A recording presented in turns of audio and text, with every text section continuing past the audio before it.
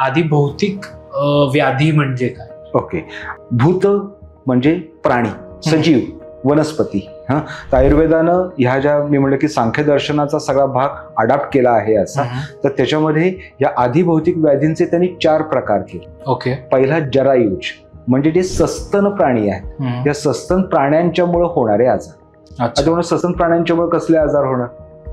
आता पहिलाच सस्तन प्राणी मनुष्य. म्हणजे हे जे सेक्शुअली ट्रान्समिटेड डिसिजेस असतील, जसं एड्स आहे किंवा इतर ज्या गोष्टी आहेत, तर ह्या त्या मनुष्य प्राण्यापासूनच एखाद्या प्राण्याला होऊ शकतात.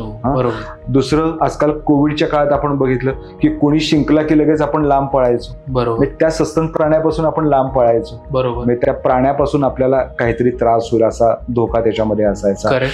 तर अशा शारीरिक व्याधींना या आयुर्वेदानं किंवा आपल्या वेदांनी, उपनिषदांनी या आदिभौतिक व्याधींमध्ये टाकलेलं आहे. भावनिक त्रास जे होतात, एकमेकांचं पटत नाही, एकमेकांचं जुळत नाही, काहीतरी भाऊबंदकीत काही वाटण्याचे त्रास चालू असतात, शेजाऱ्याशी काहीतरी भांडण असतं, हे जे मानसिक वादविवाद आहेत हे सुद्धा या जरायुज याच्यामध्ये येतात.